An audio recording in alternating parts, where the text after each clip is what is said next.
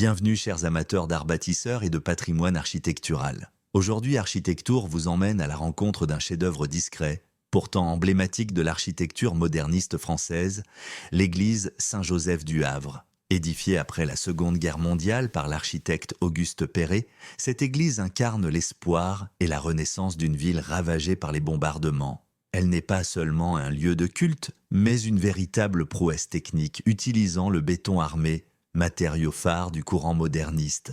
La première chose qui frappe les Roncières, c'est son clocher étonnant.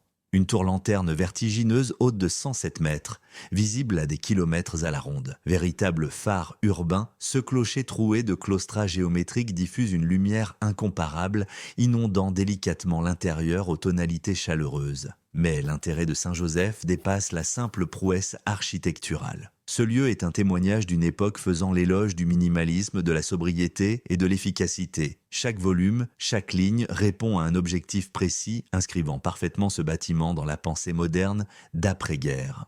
Classé monument historique, l'église Saint-Joseph n'est pas simplement une construction, mais un manifeste sculptural de l'architecture du XXe siècle, pensé par Perret comme une quête vers l'équilibre idéal entre esthétique et fonctionnalité. Et saviez-vous que, selon la lumière du jour et l'angle du soleil, les cloisons colorées composent des jeux de lumière changeants, créant une atmosphère quasi mystique à l'intérieur du sanctuaire?